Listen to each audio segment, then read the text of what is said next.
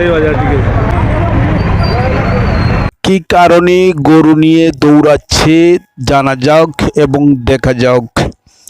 আর মাত্র একদিন বাকি পবিত্র ঈদুল আজহার। সম্মানিত ভিউয়ার্স, কি কারণে গরু নিয়ে দৌড়াচ্ছে ব্যাপারীরা আমরা জানার চেষ্টা করব, জানিয়ে দিব। দেখুন কি কারণে সিলেটের নগরী পাঠানটুলা এলাকায় হঠাৎ দৌড়ঝাঁপ শুরু হয়েছে গরু ব্যাপারীদের গরু নিয়ে। সম্মানিত ভিউয়ার্স, সিলেট নগরী পাঠানটুলা এলাকায় অস্থায়ী হাটে যখন বাজার জমে উঠেছে, হঠাৎ করেই প্রশাসনের লোক এসে তাদেরকে তাড়িয়ে দিচ্ছে।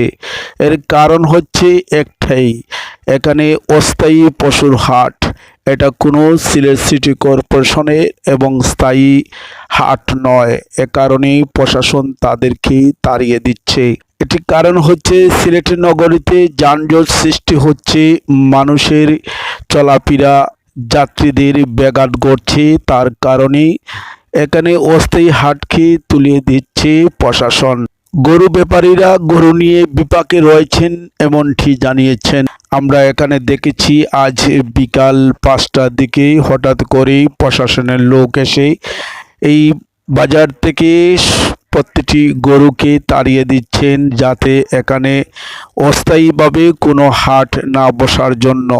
কারণ সিলেট সিটি কর্পোরেশনের এলাকায় স্থায়ী হাট দেওয়া হয়েছে, সেই হাটগুলোতে নেওয়া যাওয়ার জন্য প্রশাসনের পক্ষ থেকে বলা হচ্ছে এবং মানুষের চলাফেরা করতে বিঘ্ন ঘটছে, যানজট সৃষ্টি হচ্ছে, এতে মানুষের ভোগান্তি পোহাতে হচ্ছে। আর মাত্র একদিন পর পবিত্র ঈদুল আজহা। ঈদ মানে খুশি, ঈদ মানে আনন্দ। আর এই ঈদে মুসলমানরা পবিত্র ঈদুল আজহায় কুরবানি হিসাবে পশু জবাই করে থাকেন। এতে কেউ গরু, মহিষ, ছাগল, বিভিন্ন প্রকার পশু কুরবানি দেওয়া হয়। এতে বিভিন্ন জায়গায় সিলেটে পথে পথে হাট বসেছে, আর হাটগুলোতে জমে উঠছে বেচাকেনা। এ সময় ঠিক প্রশাসনের পক্ষ থেকে এসে তাদেরকে তাড়িয়ে দিতে দেখা গিয়েছে। গরু ব্যবসায়ীরা গরু নিয়ে বিপাকে রয়েছেন, দৌড়ঝাঁপ শুরু হয়েছে, আর ক্রেতাদের মধ্যে আতঙ্ক বেশি, কিন্তু ক্রেতা শূন্য হয়ে পড়েছে। গত বছরের তুলনায় এবার গরুর দাম ক্রেতারা বলছেন বেশি, ব্যবসায়ীরা বলছেন কম। এই নিয়ে চলছে ক্রেতা বিক্রেতাদের মধ্যে বাক বিতণ্ড। তার যার যার মতন চয়েস করে কুরবানি দেওয়ার জন্য গরু ক্রয় করছেন। এতে বিভিন্ন হাটে দৌড়ঝাঁপ শুরু করেছেন। তাদের পছন্দ গরু ক্রয় করতে বিভিন্ন হাটে ঘুরে বেড়াচ্ছেন ক্রেতারা, আর কুরবানির গরু বিক্রি করার জন্য ব্যাপারীরা বিভিন্ন হাটে নিয়ে গরু নিয়ে যাচ্ছেন। এতে রাস্তায় বিভিন্ন পথে হাট দেখে বসে যাচ্ছেন, কিন্তু এগুলো হাট অস্থায়ী হাট, তাই এখানে বসতে দেওয়া হচ্ছে না।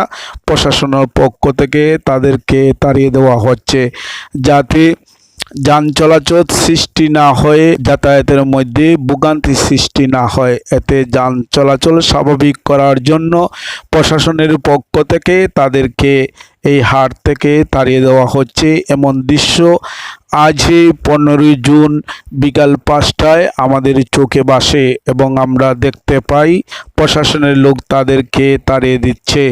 সম্মানিত ভিউয়ার্স, আর মাত্র একদিন পর পবিত্র ঈদুল আজহা।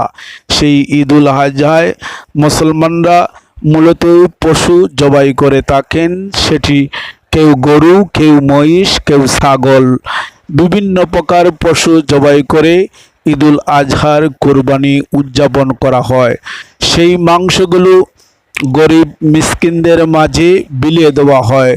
তবে গরু কোরবানির দেওয়ার মধ্যে আমরা সাধারণত জানি 3টি নিয়মে গরু কোরবানি দেওয়া হয়। আপনি গরুটি পুরোপুরিভাবে জবাই করে পুরো মাংসকে 3টি ভাগে বিভক্ত করবেন।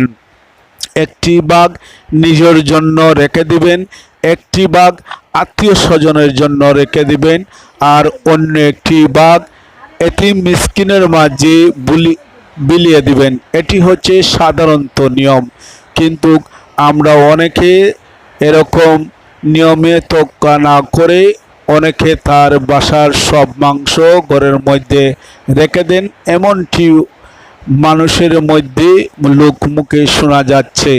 আসুন আমরা কুরবানি করি একমাত্র আল্লাহকে সন্তুষ্টি করার জন্য। তাহলে আমরা এই মাংস আল্লাহকে সন্তুষ্টি করতে হলে এই মাংস ইসলামী সঠিক নিয়মে বিতরণ করতে হবে। আসুন আমরা সবাই একে অন্যের প্রতি সহযোগিতা করি, গরিব অসহায় মিসকিনদের প্রতি আমরা হাত বাড়িয়ে দেই। সম্মানিত ভিউয়ার্স, আর মাত্র একদিন পর পবিত্র ঈদুল আজহা। সেই পবিত্র ঈদুল আজহার পক্ষ থেকে সবাইকে জানাই ঈদ মুবারক, ঈদ শুভেচ্ছা।